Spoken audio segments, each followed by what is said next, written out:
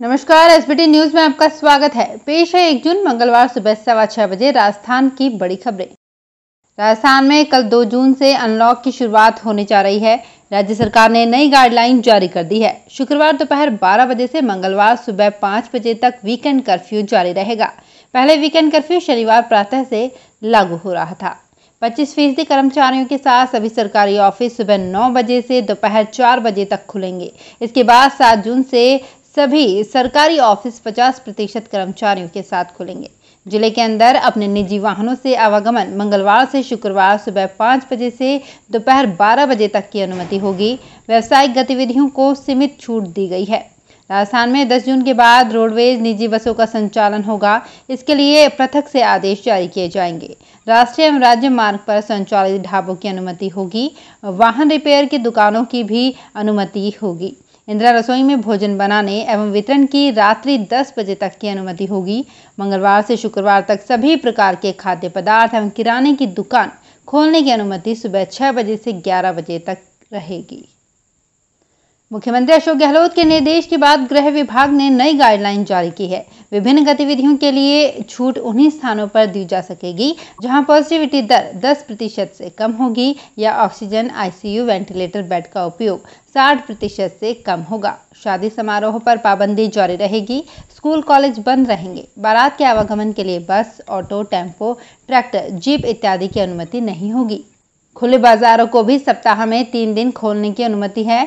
Malls, shopping complex फिलहाल बंद रहेंगे। पॉजिटिव केस के अनुरूप ग्राम पंचायत जिले को 3 श्रेणियों में ग्रीन, येलो और रेड में बांटा गया है। जिन ग्राम पंचायतों में एक भी पॉजिटिव केस नहीं वो ग्रीन श्रेणी में है। 5 और इससे कम एक्टिव केस होने पर येलो श्रेणी और 5 से अधिक एक्टिव केस होने पर रेड श्रेणी में रखा जाएगा। 1 लाख जनसंख्या पर एक भी एक्टिव केस नहीं होने वाले जिले को ग्रीन श्रेणी में रखा जाएगा। 1 लाख जनसंख्या पर 100 एक्टिव केस तक येलो और 100 से अधिक एक्टिव केस होने पर रेड श्रेणी में रखा जाएगा। जिला प्रशासन बाजारों को खोलने के बाद प्रतिदिन भीड़भाड़ पर निगरानी रखेंगे। कोविड प्रोटोकॉल की पालना के लिए जन अनुशासन कमेटी उत्तरदायी होगी। यदि व्यापक स्तर पर कोविड प्रोटोकॉल का उल्लंघन किया गया तो ये बाजार 7 दिवस के लिए पूर्ण रूप से बंद कर दिए जाएंगे।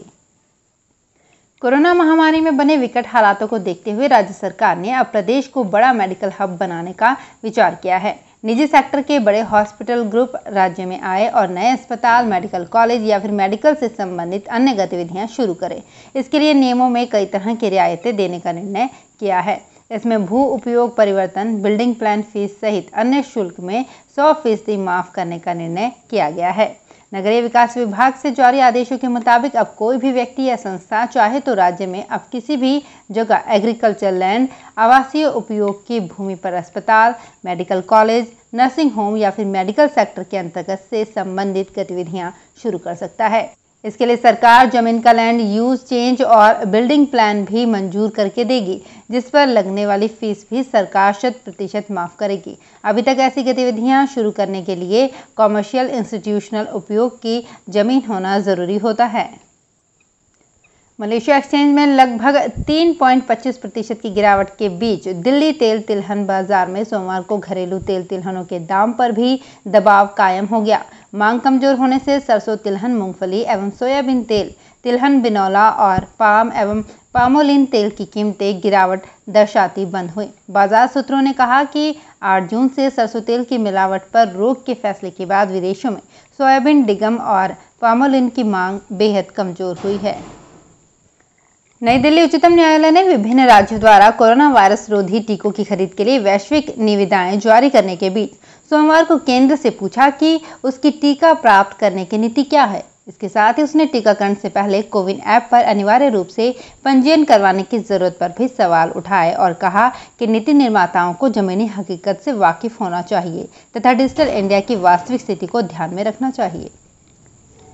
इंदिरा गांधी नहर में 60 दिन की नहरबंदी के बाद जिले में पानी आते ही विवाद खड़ा हो गया है। भाखड़ा नहरों में सिंचाई पानी की मांग को लेकर आक्रोशित सदस्यों और हनुमानगढ़ श्री गंगानगर जिले के सांसद निहाल चंद, 5 विधायक धर्मेंद्र मोची, गुरदीप शापेनी, राम प्रताप कासनिया, संतोष बावरी, बलवीर लूथरा और पूर्व सिंचाई मंत्री डॉक्टर राम प्रताप की हनुमानगढ़ जिला कलेक्टर नथमल डिडेल और सिंचाई अधिकारियों से बैठक हुई। बैठक में विधायकों और भाखड़ा रेगुलेशन कमेटी सदस्यों ने 2 जून से भाखड़ा नहरों में 1200 क्यूसेक पानी की मांग रखी, जिस पर सिंचाई विभाग हनुमानगढ़ के मुख्य अभियंता विनोद मित्तल ने 2 जून से पर्याप्त पानी देने का आश्वासन दिया।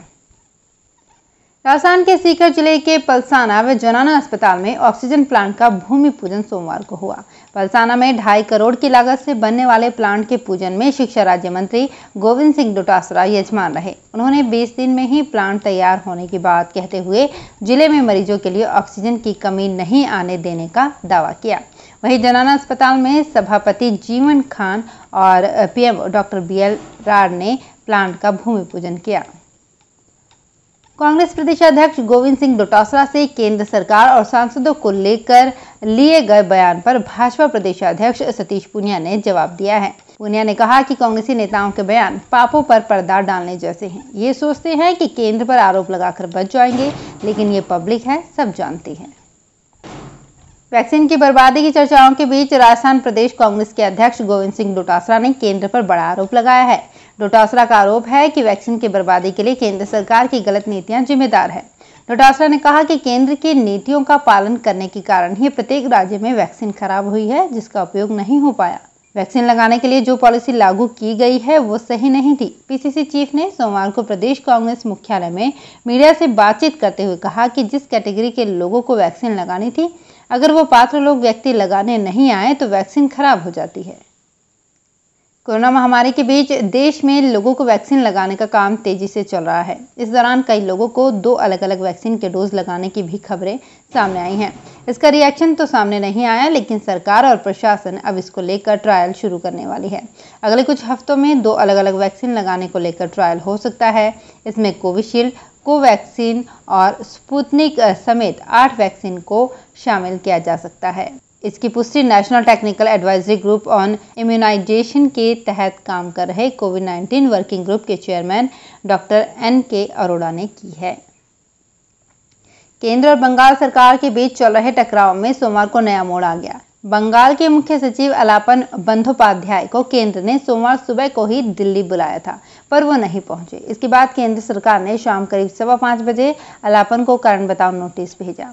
केंद्र की इस कार्यवाही के चंद मिनट बाद ही ममता बनर्जी ने अलापन को मुख्य सचिव पद से रिटायर कर प्रमुख सलाहकार बना दिया। ममता ने बताया कि HK द्विवेदी को नया मुख्य सचिव और BP गोपालिका को नया गृह सचिव नियुक्त किया गया है। ऑनलाइन के माध्यम से विद्यार्थियों को नियमित रूप से कक्षा का लाभ दिया गया है। हालांकि ऑनलाइन एजुकेशन को लेकर उच्च शिक्षा विभाग के सामने बड़ी चुनौतियां थी। निजी शिक्षण संस्थानों ने इन चुनौतियों पर पार पाया, तो वहीं सरकारी कॉलेज और यूनिवर्सिटी में अभी भी समस्याएं बरकरार है।